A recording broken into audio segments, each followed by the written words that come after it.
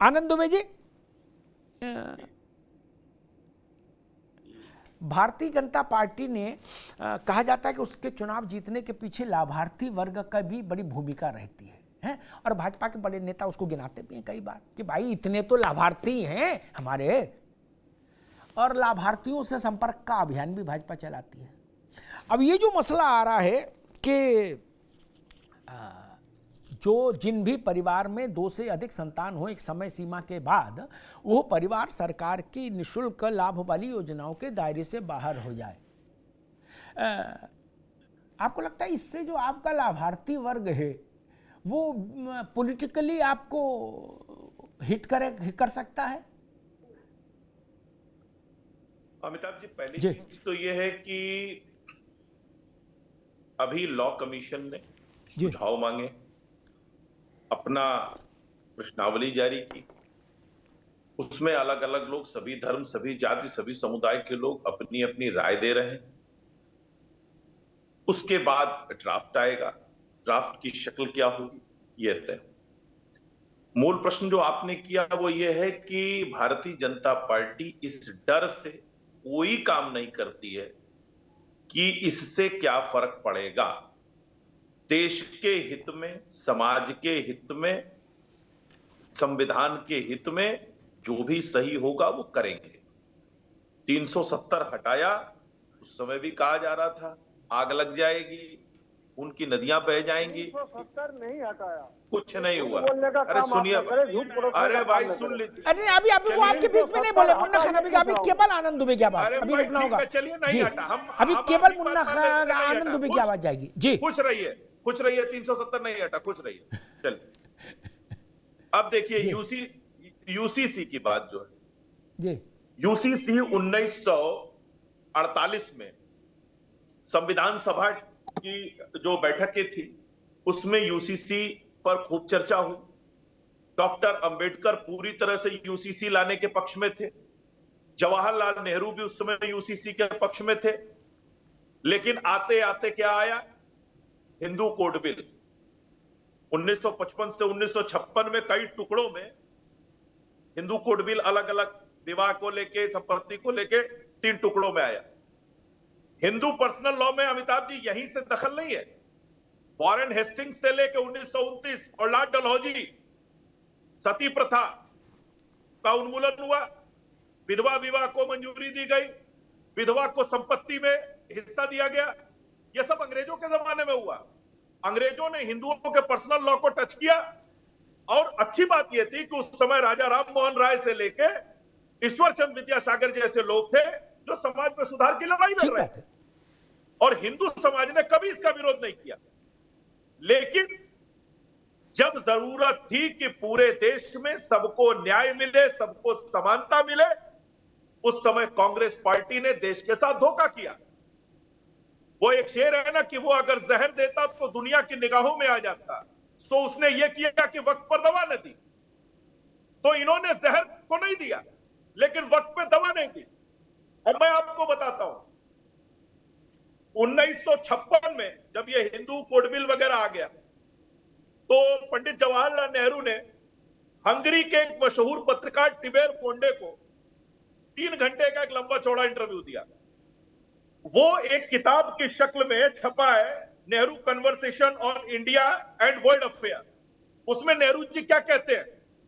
हम हिंदुओं के पुरातन धार्मिक कानूनों को संसद के जरिए कानून बनाकर बदल रहे हैं, लेकिन हम मुसलमानों को छूने की हिम्मत नहीं करते क्योंकि वो भारत में अल्पसंख्यक हैं। जब तक मुसलमान खुद बदलना नहीं चाहते, हम उनके निजी कानूनों को बने रहने देंगे।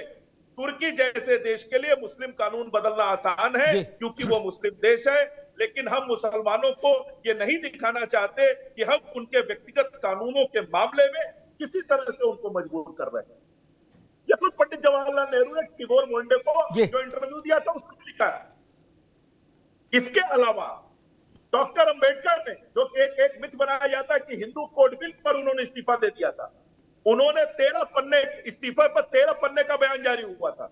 5वें पन्ने पे जाके हिंदू कोड बिल की बात है, और उन्होंने जो अपने इस्तीफे में बताया, उन्होंने लिखा है कि पूरी दुनिया में सबसे खराब स्थिति भारत में दलितों की है, फिर भी दलितों को कोई राहत क्यों नहीं दी गई? ये सरकार दलितों की तुलना में मुसलमानों की सुरक्षा को लेकर हमेशा ज्यादा चिंतित रहती है। प्रधानमंत्री नेहरू का पूरा समय और ध्यान मुसलमानों की सुरक्षा में लगा होता है। मैं भी भारत में मुसलमानों को सुरक्षा देना चाहता हूं, लेकिन क्या सिर्फ मुसलमानों को इस देश में सुरक्षा की आवश्यकता है? क्या दलितों, आदिवासियों, ईसाइयों को सुरक्षा की आवश्यकता नहीं है? यह डॉक्टर अंबेडकर ने लिखा है और उनका यह इस्तीफा Ambedkar writing on speech volume 14 के खंड 2 के पेज नंबर 1317 से 1327 पर लिखा हुआ है। ठीक बात। मुन्ना खान को ना पता होगा कि पढ़ ले। नहीं, अब ये तो बड़ी विचित्र स्थिति पैदा की। ठीक है आनंद जी, आएंगे आपके बाद दोबारा। बड़ी विचित्र स्थिति हो गई कांग्रेस के लिए। अंबेडकर की आलोचना करे तो नुकसान, नेहरू की आलोचना करे तो नुकसान, इधर गिरे तो कुआं, उधर गिरे तो खाई। फजील अहमद मुस्कुरा रहे हैं, चूंकि वो पार्टी में नहीं, वो कांग्रेस में होते वो भी फंसे होते, सिर नीचे कर लेते। क्या करेंगे भाई? लेकिन सच तो सच रहेगा, वो किसी के हाथ तो से। अभी आएंगे मुन्ना खान से आएंगे। आप गंभीर स्थिति में फंस गए हैं और एक नया विवाद और चल रहा। मैं उस पर जाना फजील अहमद, अब नहीं, मैं उस पर आज बहस नहीं करूंगा, नहीं तो बहस भटक जाएगी। अमेरिका ने 1973 में कुछ डॉक्यूमेंट्स डिक्लासिफाइड किए थे। फजील अहमद मेरे बहस में ये सब नहीं, अभी नहीं, अभी जब आपसे पूछे तब। उसमें डिक्लासिफाइड फाइल में पंडित जी की, इंदिरा जी के साथ एक यूएस विजिट का मजमून है। क्या उस पत्र में क्या खाएंगे, कैसे खाते हैं, क्या पिएंगे, कैसे पिएंगे प्रधानमंत्री, सब वो मसला है, वो भी बड़ा गंभीर है। देखिएगा, पब्लिक डोमेन में है। खैर, रावत जी, एक सांसद ये कहे जिसने शपथ ली हो संसद में, मेंबर में जब चुन के आए हो, वो ये कहे कि भाई कोई कानून बना दो, कोई कानून बना दो, हम तो कुरान पाक के हिसाब से ही चलेंगे, कानून से नहीं चल सकते। सांसद, कोई सामान्य व्यक्ति बोले, बात समझ में आती है नहीं?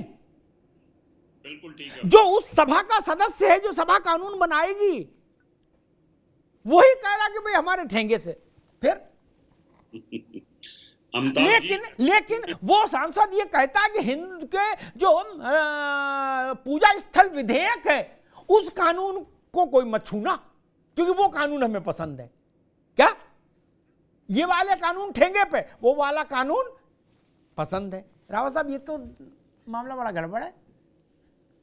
अमिताभ जी सांसद तो बन गए, उन्होंने संविधान की शपथ भी ले ली, लेकिन शपथ ली है वो शायद वो भूल गए कि क्या शपथ ली है मैंने। संविधान की शपथ में लिखा है कि विधि के विधान को मैं सबके लिए बराबर तरीके से देखूंगा। वो इस तरह के सांसद होते हुए इस तरह की स्टेटमेंट दे ही नहीं सकते, और देते तो उन पर केस रजिस्टर्ड हो सकता है और उनकी सदस्यता जा सकती है, क्योंकि कोई भी सांसद इस प्रकार के जातवादी या धर्म के ऊपर अगर कोई इस प्रकार के अपना कोई स्टेटमेंट देता है तो वो गलत है शपथ लेने के बाद। और दूसरा, वो कह रहे हैं कि हिंदुओं के लिए तो होना चाहिए वो, लेकिन हमारी पाक कुरान मस्ट है। यही तो इस देश के अंदर नहीं होना चाहिए। इस देश के अंदर सबके लिए बराबर कानून होना चाहिए। आप अपने धर्म को मानते हैं, अपने घर में मानिए, अपनी मस्जिद में मानिए, संसद के अंदर, संसद के बाहर, पब्लिक डोमेन पे, डेवलपमेंट पर, कहीं पर भी देश के अंदर स्कूल, कॉलेज, विद्यालय, यूनिवर्सिटी, सेना, पुलिस, सब में बराबर के कानून होने ही चाहिए। अगर ये कानून की सपोर्ट करते हैं तो ठीक है, नहीं तो ऐसे लोगों का विरोध होना ही चाहिए। फजील अहमद साहब, एसटी साहब ने कहा कि भाई ये चाहे जितने कानून बना दे, हमारे ऊपर किसी कानून से फर्क नहीं पड़ता। उन्होंने कहा हमारे लिए तो कुरान पाक ही है। तो अब सवाल खड़ा होता है कि देश की 12%, 15%, 17% जो भी आबादी है, क्या वो कुरान पाक से चलेगी या संविधान से चलेगी? ये एक बड़ा क्लैश बार बार खड़ा होता है। एक पहले सवाल सुन लो, फिर आप उत्तर देना। बार बार ये सवाल खड़ा होता है कि संविधान और कानून एक तरफ और धार्मिक किताब एक तरफ, उसमें टकराव पैदा करने की स्थिति क्यों की जाती है बार बार? फजील अहमद, देखिए, एसटी हसन ने जो बात कही उसको ठीक से आप समझिए। अच्छा, इस देश के अंदर अभी समझ नहीं पाए हम। हाँ, नहीं समझ पाए, हम समझा रहे थे। छोटे भाई भी बड़े भाई को समझा देते हैं। जी समझा दो भैया। हाँ, दहेज निरोधक अधिनियम बना देश के अंदर, दहेज निरोधक अधिनियम बना। हाँ, लेकिन हिंदू समाज के लोग कहते हैं कि तिलक लेना हमारा धर्म है। और खुलेआम तिलक लेते हैं। 20 लाख चाहिए, 1 करोड़ 2 करोड़ जो भी लेते हैं, पर वो कहते हैं कि भाई तिलक लेना हमारा धर्म है, और कानून पूरे डंके की चोट पर पब्लिक के सामने पैसा का रखते हैं और तिलक लेते हैं और अपनी रीति रिवाज से शादी करते हैं। कानून को ठेंगे पे रखते हैं। कानून कहता है कहने दीजिए, हम अपना काम करेंगे ना। तिलक लेते हैं ना, आप भी अपने बेटा बेटी का शादी आप करेंगे, गलत बता रहे हैं। पहले आप बोल लो, नहीं अभी कहोगे हमें बोलने नहीं दिया, आप बोल लो, फिर मैं आपके तर्क पर बात करूंगा। पहले बोल लो। दहेज निरोधक अधिनियम बना, सुन लीजिए, दहेज निरोधक अधिनियम बना, अस्पृश्यता निवारण अधिनियम बना इस देश के अंदर।